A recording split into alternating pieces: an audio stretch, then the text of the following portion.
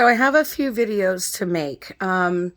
This one in particular is because it's just too much to type everything to do videos, any kind of like reviews for the medical stuff. And I wanted to make sure that you could see my face and hear the tones in my voice and the inflections, because I think it's too important when it comes to a medical review to just type something of this extent.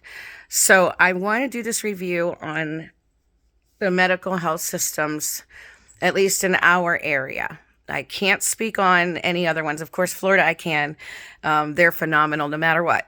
And that's where we're from. But since we've moved up to Pennsylvania, it has been one hell of a fight to find decent health care. That's why I trust in God and his natural remedies. I try to stick with that as much as possible. But of course, sometimes God has to work through doctors, right? So I'm not an idiot where I just completely dismiss the medical field altogether. No. So, my daughter's very special needs. I'm going to give you a very short backstory. That way you understand where I'm coming from with all of this, with she and I.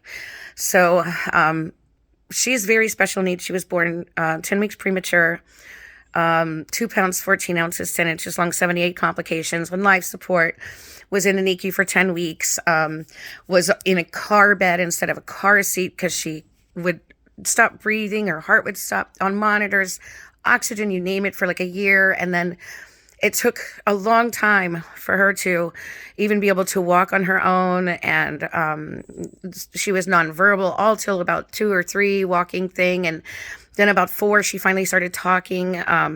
So many different things going on. And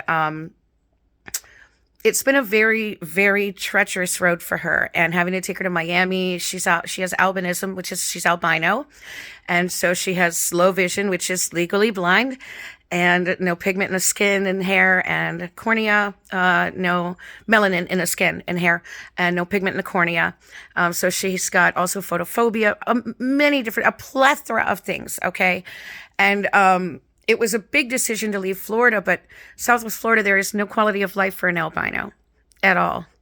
She was like locked in the house with the blackout curtains drawn. I tried so many different occasions to get her out, and it was just miserable, whiteout blindness and the sun, and she couldn't be out for more than a few minutes. And so I had to really pray. And so the Lord took us away from there. And I was experiencing a lot of physical issues all of a sudden, rheumatoid arthritis and stuff. And I want to make sure to put this out there, that I learned that it's not cold weather that makes you hurt, you Northerners. No. It's moisture, because in Florida, there's no cold weather. Well, there has been the past couple of years in winter, but it's the moisture, because in the afternoon when it was the most humid and it would do the afternoon Florida rain, oh, sunny Florida, no, rainy Florida, humid Florida, tropical heat and tropical humidity, the only place in the world where it's found. I was laid up, debilitated, completely crippled from it. So it's the moisture. It's not the cold. And hold on a second. I'm sorry. I'm getting notifications all of a sudden, of course. And so we had to leave. And the Lord had other plans for us anyway. It wasn't for us to be there anymore. And so we left in 2018, August 1st. And we went several places that we were led to go, and just kind of, following God. And we got brought up to Pennsylvania. And for those who aren't believers, oh well, this is my true testimony. So I'm going to keep telling it the way I know is the right way. So you'll have to just bear with me as I get to St. Luke's and C.H.O.P in this video. It's been a very treacherous road. We've been up here 7 years. We closed on this house and moved in the day before Thanksgiving in 2018. And it was hard. I broke my back the first time, right as we left Florida, and it was we were unaware of it. The whole tailbone was shattered, and I was like in agony. And all the health systems were going crazy with the whole weird pain med thing, trying to treat even my 93-year-old grandmother like a drug addict when she was dying. literally dying in her last few months. And it was just really weird the way things kind of went down. So I was really concerned about my daughter being able to get proper care because of how everything was just kind of exploding into this weird new morphed agenda.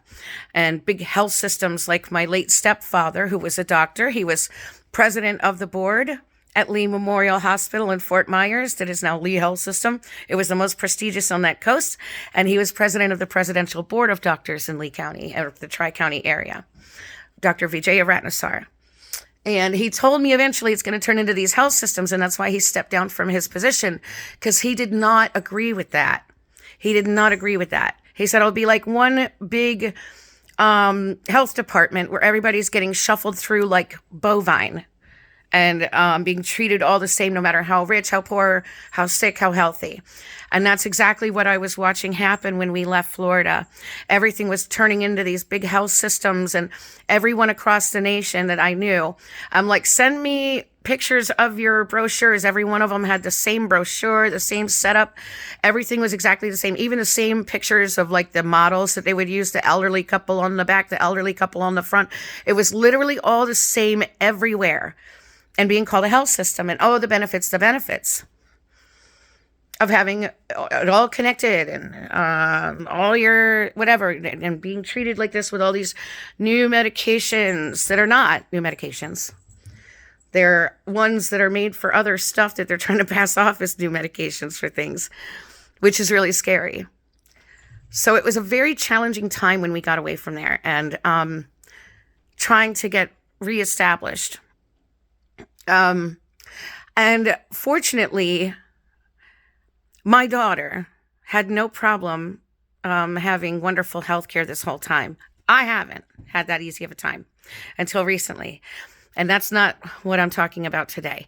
I'm here today to share testimony to C.H.O.P and St. Luke's for my child, my extremely special needs child, who on Tuesday, February 24th, 2026, is about to have major spine surgery, who still has a plethora of things going on. We just had to go to C.H.O.P like 3 or 4 times, multiple times, running back and forth, a couple-hour drive there and then a couple-hour drive back to see the hematologists and all these specialists that she has to see for a blood clotting disorder she has, as well as for other clearances for surgery, and also for her PT and OT over here in Nescahoning, St. Luke's, and even Dr. Bosey's off. I think it's Dr. Bosey that's attached to them, St. Luke's doctor, and the ladies that are the secretaries there, the front desk workers, everyone in my daughter's corner.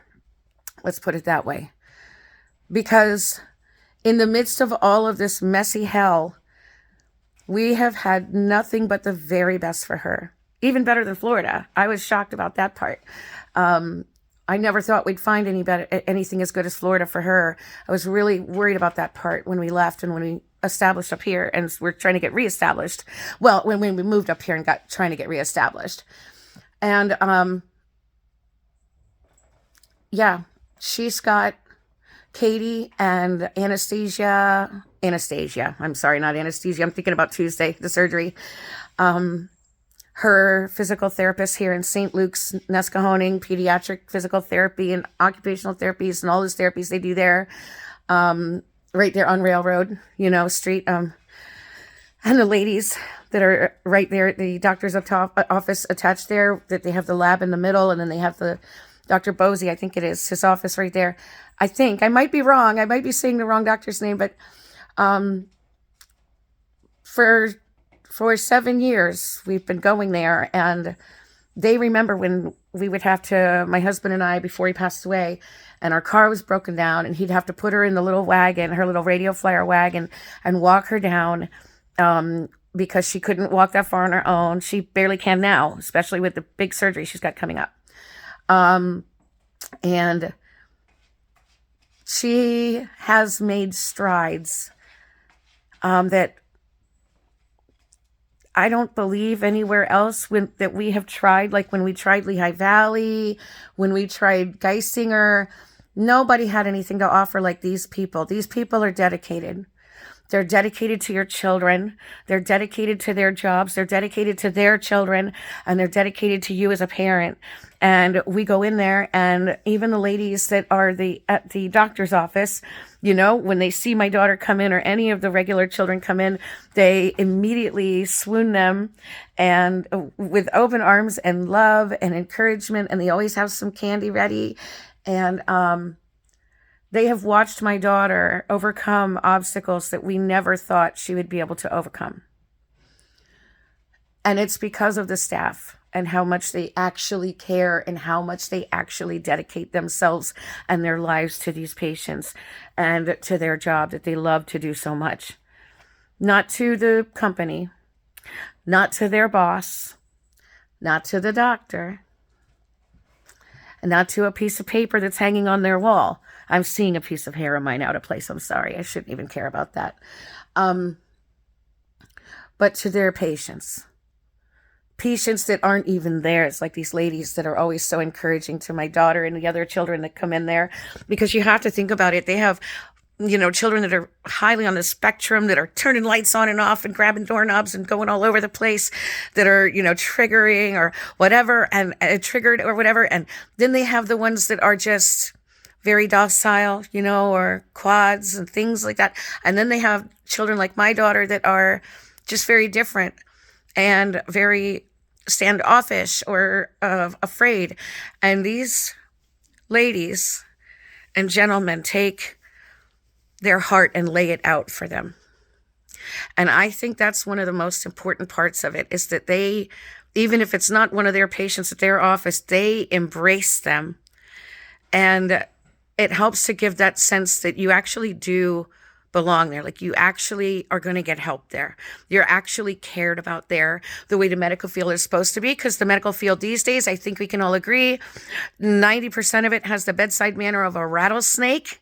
And they're just sort of shoved in there because somebody needed to fill a bunch of positions, not because they're a physician or need to be there as a therapist, as a desk worker, whatever, answering phones. They're not supposed to be in the medical field.